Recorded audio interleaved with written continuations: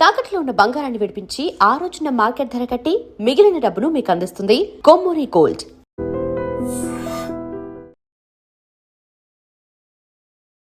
నమస్కారం, welcome to I dream. ధర్మ మార్గం విత్ విజిత కార్యక్రమానికి స్వాగతం.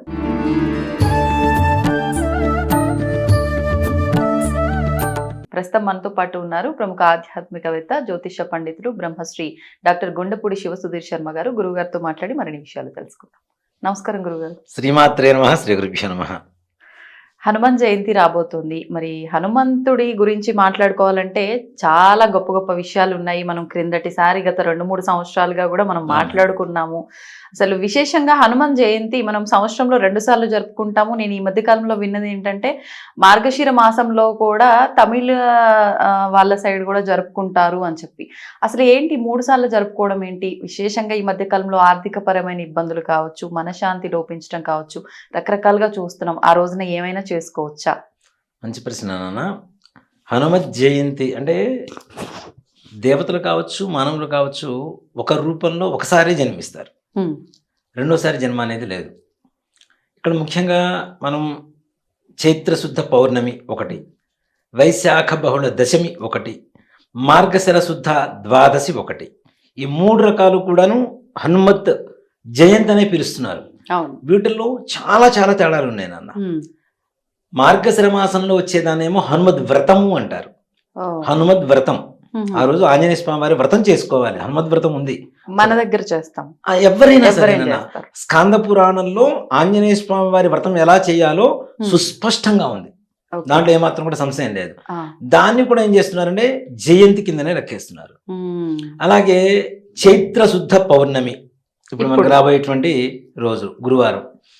ఇక్కడ ఈ చైత్ర శుద్ధ పౌర్ణమి కూడా హనుమత్ జయంతి అంటున్నారు. మనం చాలాసార్లు చెప్పుకుంటూనే ఉంటాం. ఉత్తరాయణం, దక్షిణాయనం అంటే ఉత్తర భారతదేశం, దక్షిణ భారతదేశం. ఇక్కడ సౌరమానం ఒకటి, చాంద్రమానం అనేది ఒకటి. ఇక్కడ వాళ్ళకేంటి, ఏదైతే చీకటి మాసంగా ఉంటుందో మనకి అది వాళ్ళకి వెలుతురు మాసం, వాళ్ళకి ఏదైతే చీకటిగా ఉంటుందో అది మనకి వెలుతురు మాసం. ముఖ్యంగా అంటే మనం చంద్రుడిని ప్రధానంగా తీసుకుంటాం. మనం చూడండి, ప్రతి అమావాస్య నుంచి అమావాస్య ఒక నెల, తెలుగు నెల లెక్క వేసుకుంటాం. కానీ వాళ్ళకి పౌర్ణమి నుంచి పౌర్ణమి నెల, మధ్యలో అమావాస్య వస్తుంది వాళ్ళకి. మనకి మధ్యలో పౌర్ణమి వస్తుంది. మంత్ మిడిల్ లో కరెక్ట్ గా ఫుల్ మూన్ డే అంటాం మనం పౌర్ణమి. కానీ వాళ్ళకి పౌర్ణమి నుంచి పౌర్ణమి నెల వేసుకున్నప్పుడు మధ్యలో అమావాస్య వస్తుంది కదా, ప్రారంభము ఎండింగ్. అక్కడ సూర్యుడిని ప్రధానంగా తీసుకుంటారు కాబట్టి అమావాస్యని పండగ చేస్తారు. మనం చంద్రుని ప్రధానంగా తీసుకుంటాం కాబట్టి పౌర్ణమి పండగ చేసుకోవడం అనేటువంటిది జరుగుతుంటుంది. ఇక్కడ మనకి ఆంజనేయ స్వామి వారి గురించి చెప్పాలి అంటే ఒక రోజంతా కూడా సరిపోతుందనే చెప్తాం. సుందరకాండ మొత్తం ఆయన గురించే. ఇక్కడ సుందరకాండ పారాయణ చేసే వాళ్ళకు కూడా చాలా మంది ఏంటంటే సుందరకాండ చేస్తే మనకి పనులు అయిపోతాయి అనేటువంటి ఒక ధ్యేయంతో చేస్తారు. కానీ సుందరకాండ అనేది అసలు ఎందుకు వచ్చింది ఆ భాగం వరకు, ఇప్పుడు మనకి రామాయణంలో అనేక రకాలైనటువంటి కాండాలు ఉన్నాయి. యుద్ధకాండ అని, అయోధ్యకాండ అని, రామకాండ అని, ఇట్లా దీంట్లోనే సుందరకాండ అనేటువంటిది చాలా దివ్యమైనటువంటి ఒక భాగంగా తీసుకుంటాం. ఇక్కడ ఎందుకు వచ్చింది ఆ పేరు అంటే కూడా నాన్న, సుందరో సుందరో కపిహి. ఆంజనేయ స్వామి వారు చాలా అందంగా ఉన్నారట. సుందరో సుందరో వనః. సీతమ్మ వారు ఉన్నది ఎక్కడ? అశోకవనంలో. ఈ సుందరకాండ అంతా కూడా మనం చెప్పేది. వనం చాలా సుందరంగా ఉందిట. సుందరో సుందరో సీత. సీతాదేవి ఇంకా సుందరంగా ఉందిట. ఇన్ని సుందరాలు కలిసినాయి కాబట్టి దానికి సుందరకాండ అనేటువంటి పేరు పెట్టారు. అంతేకాకుండా సుందరకాండ మనం వాల్మీకి రామాయణంలో రచించబడింది నాన్న. చాలా మంది చెబుతారు అక్కడెక్కడో మనకి శ్రీలంకలో రావణాసురుడి దగ్గర జరిగింది, వాల్మీకి అక్కడికి వెళ్ళలేదు. మరి వాల్మీకి వెళ్లకుండా అక్కడ జరిగిన దాన్ని ఎలా రాశాడు? ఆంజనేయ స్వామి వారు చెప్పారా? చెప్పలేదు. మరి ఎలా రాశారు అంటే దీని కూడా చాలా దివ్యమైనటువంటి ఒక మాట వింటాను నేను రామాయణంలో. వాల్మీకి మనస్సు లంకకి వెళ్ళి చూసిచ్చి రాసిందిట. ఎంత గొప్ప పదం అసలు ఆ మాట కూడా. వాల్మీకి మనస్సు, హృదయం అక్కడే వెళ్ళి ఆ కాండను మొత్తం చూసి అది రాశారట. అంత గొప్పది సుందరకాండ అనేటువంటిది. నిజంగా ఆంజనేయ స్వామి వారి బలం అతులిత బలధామం స్వర్ణశైలాభిదేహం. అసలు ఆయన బలానికి అంతు పంతు అంటూ ఎక్కడ లేదు. మాట చెప్పాలంటే చిన్న చిన్న రూపంలో సూక్ష్మ రూపంలో రాగలుగుతాడు. అలాగనే దేహాన్ని పెంచేసి ఎంత అంటే ఆకాశంతో స్వరూపంగా కూడా ఉండగలుగుతాడు. ప్రపంచంలో మనం అంటూ ఉంటాం మనస్సు కంటే వేగమైనది ఇంకేది లేదు అని. అంతకంటే వేగమైనది ఏదన్నా ఉందంటే ఆంజనేయ స్వామి వారే. అంటే ఇవన్నీ కూడా విద్యలా? అంతే కదా నాన్న. ఓకే. ఇవన్నీ ఆయనకి ఇక్కడ మనం రావణాసురుడు కూడా తక్కువ వేయడానికి లేదు నాన్న. అలాగే ఇక్కడ ముగ్గురు బ్రహ్మలు, ఒకటి బ్రహ్మ, రెండవది రావణ బ్రహ్మ, మూడవది ఆంజనేయ స్వామి వారి భవిష్యత్ బ్రహ్మ. ఇప్పుడు రాబోయే యుగానికి భవిష్యత్ బ్రహ్మ ఆయనే. ఈ ముగ్గురికి తెలిసినటువంటి కొన్ని రకాలైనటువంటి విద్యలు నవ వ్యాకరణములు అని చెప్పి 9 వ్యాకరణాలు ఉంటాయి. ఈ వ్యాకరణాలు ఇంకెవరు నేర్చుకోలేవు ఈ ముగ్గురు తప్పితే. బ్రహ్మ, భవిష్యత్ బ్రహ్మ, రావణ బ్రహ్మ, వీళ్ళ ముగ్గురికి మాత్రమే వచ్చు. అలాగే వీళ్ళకి మనం అష్టసిద్ధులు అని చెప్పి పేరు వింటూ ఉంటాం. అరిమ, గరిమ, లఖిమ, మహిమ, ప్రాప్తి, ఈసిత్వ, ఇట్లా సిద్ధులు వింటాం కదా. ఇలాంటి అష్టసిద్ధులు కూడా ఆంజనేయ స్వామి వారి వశమే. కాబట్టి ఆయన సూక్ష్మ రూపంగా కనపడగలుగుతాడు, దేహాన్ని పెంచగలుగుతాడు, కాయాన్ని పెంచి కనపడగలుగుతాడు. అందుకనే ఈ సిద్ధులన్నీ కూడాను రామకార్యానికి చాలా మంచిగా ఉపయోగపడ్డాయి. లంకకి వెళ్ళేటప్పుడు లంకని నోరు తెరుచుకొని ఆ లోపలికి వెళ్ళి బయటికి రావాలి. ఆ రూపంలో ఏం చేయాలి? ఆయన సూక్ష్మ రూపంలో లోపలికి వెళ్ళేసి బయటకు వచ్చేసాడు ఆయన. అవునా? అంటే ఇవన్నీ కూడా రామకార్యానికి చాలా ఉపయోగపడ్డాయి. అంతేకాకుండా నాన్న యుద్ధం జరిగేటప్పుడు కూడా అందరూ దాదాపు మూర్ఛిల్లి చనిపోయారు, కింద పడిపోయారు. ఆ సమయంలో సుగ్రీవుడి దగ్గరికి వెళ్ళాడు ఒక ఆయన, ఎవరు విభీషణుడు వెళ్ళాడు. వెళ్తే ఆయన అడిగిన మాట ఏంటంటే, ఎవరెవరు చనిపోయారని నేను చెప్తూ ఉంటే, ఇదంతా కాదు, ఆంజనేయ స్వామి వారు ఉన్నారా లేదా, ఆయన స్పృహతో ఉన్నారా లేదా అని అడిగాడు. అదేంటి అంటే, ఆయన ఒక్కడు ఉంటే చాలు యుద్ధం గెలవచ్చు, ఒక్కడు లేకపోతే యుద్ధం గెలవడం కష్టం. అంటే ఆయన ఎంత బలం అనేది చూడండి. అందులో ఆయనకు ఉండేటువంటి శాపం కూడా ఏంటి, ఆయన బలం ఆయనకి తెలియదు, ఎవరన్నా పొగిడితే మాత్రమే తెలుస్తుంటుంది ఆంజనేయ స్వామి వారికి. పొగిడితే మన కోరికలు నెరవేరుస్తాడు. అందుకని సుందరకాండ అనేది కూడా మనం ఆయన బలం గురించి మాట్లాడేది, మొత్తం సుందరకాండ మొత్తం కూడా ఆయన బలం గురించి మాట్లాడేటువంటిది. దాంట్లో ఒక శ్లోకం ఉంటుంది నాన్న, జయత్సది బలోరామో లక్ష్మణస్య మహాబలః రాజాజేతు సుగ్రీవో రాఘవేణాభిపాలితా దాసోహం కౌసలేంద్రస్య రామస్య కృష్ణకర్మణ హనుమాన్ శత్రుసైన్యానాం నార్ అని చెప్పి ఒక శ్లోకం ఉంటుంది. ఈ శ్లోకాన్ని ఎవరైతే పఠిస్తారో వాళ్ళకి శత్రు బాధలు ఉండవు అని చెప్పి సుందరకాండ మొత్తం మీద, ఈ సుందరకాండ మొత్తం మీద ఒక్క శ్లోకానికి, ఇప్పుడు చెప్తున్నా కూడా నాకు కూడా గూస్ బంప్స్ వస్తుంటాయి ఆ శ్లోకం చదువుతూ ఉంటే, ఆ ఒక్క శ్లోకానికి అమితమైనటువంటి ప్రాధాన్యత ఉంది. ఈ జయత్సది బలో రాము అనేటువంటి దీనికి ఆంజనేయ స్వామి వారు సాక్షాత్ చెప్పినటువంటి శ్లోకం అది. స్వామివారే రాముడికి చెప్పినటువంటి శ్లోకం. జయత్సది బలో రాము, నా రాముడు వస్తున్నాడు జాగ్రత్తగా ఉండు. ఎవరితో? లక్ష్మణుడితో కలిసి వస్తున్నాడు, విభీషణుడితో కలిసి వస్తున్నాడు, వీళ్ళందరితో కలిసి వస్తున్నారు, చాలా జాగ్రత్తగా ఉండు, రాబోయేటువంటి యుద్ధంలో రామరావణ యుద్ధంలో రాముడితో జయమని చెప్పి ఆంజనేయ స్వామి వారు డిక్లరేషన్ అక్కడ ఇచ్చేసాడు. యుద్ధం జరగకముందే కన్ఫర్మ్ చేసేసాడు, జయం ఈయనదే అని చెప్పేసి ముందుగా కన్ఫర్మ్ చేసి వచ్చాడు. ఆ ఒక్క శ్లోకం నాన్న చాలా విశేషంగా ఉంటుంది. మనం గూగుల్లో సెర్చ్ చేసిన దొరుకుతుంది మనకి. జయత్సది బలో రామో లక్ష్మణస్య మహాబలః రాజాజేతు సుగ్రీవో రాఘవేణాభిపాలితా దాసోహం కౌసలేంద్రస్య రామస్య కృష్ణకర్మః హనుమాన్ శత్రుసైన్యానా నిహంతా మారుదాత్మజః. ఈ ఒక్క శ్లోకాన్ని ఎవరైనా సరే ఏ కార్యం కోసం అయినా సరే వెళ్ళేటప్పుడు ఒక్కసారి మనస్సులో తలుచుకొని రాముల వారిని ఒక్కసారి మనస్ఫూర్తిగా నమస్కారం చేసుకొని వెళ్తే ఆంజనేయ స్వామి వారు మనకంటే ముందు వెళ్ళి మన కార్యాన్ని దిగ్విజయంగా పూర్తి చేస్తూ ఉంటాడు. అంత గొప్ప శ్లోకం, అంత గొప్పది సుందరకాండ. ఇక్కడ హనుమ జయంతి విషయం గురించి తీసుకుంటే సుందరకాండ అనేది ఎందుకు వచ్చింది అనేది చెప్తాం మీకు.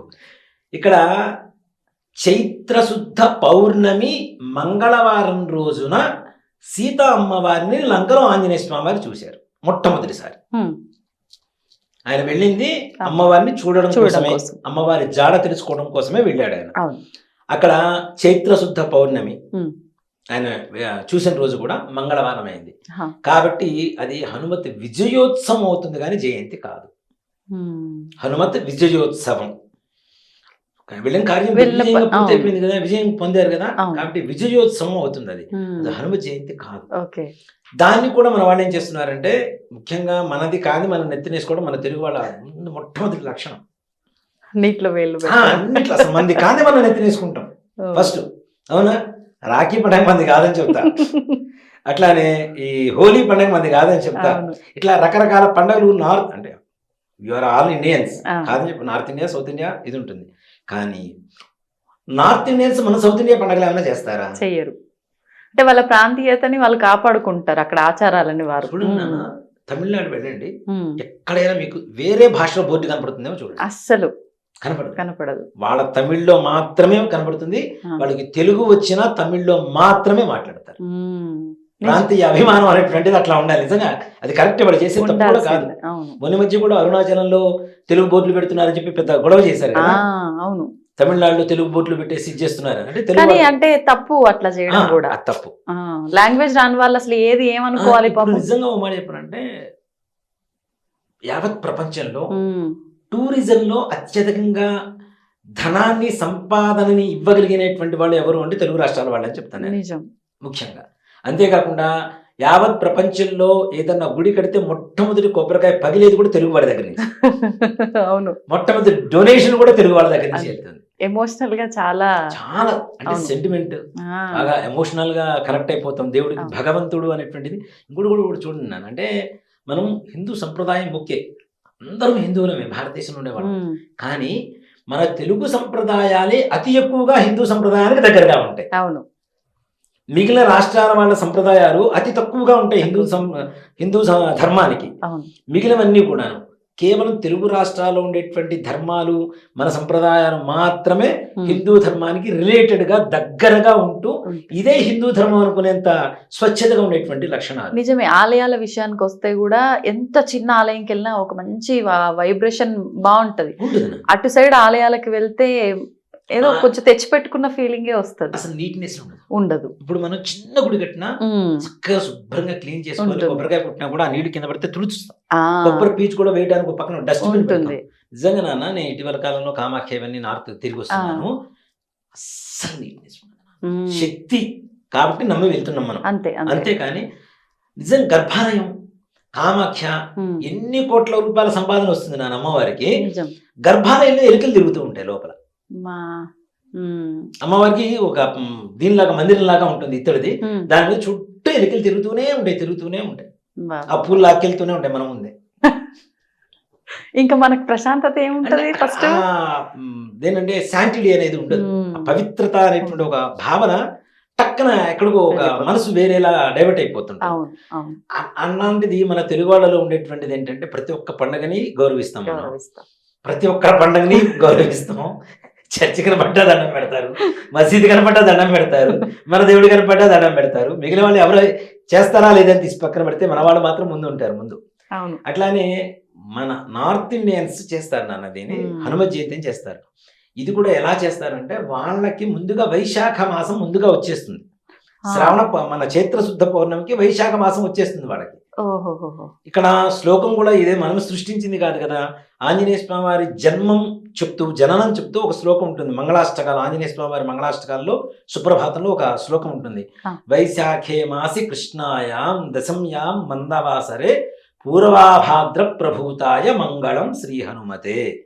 ఆంజనేయ స్వామి వారు వైశాఖ మాసంలో కృష్ణపక్షంలో అంటే బహుళ పక్షంలో దశమి రోజున శనివారం రోజున పూర్వాభాద్ర నక్షత్రంలో పుట్టారు అని చెప్పడం ఈ శ్లోకానికి అర్థం.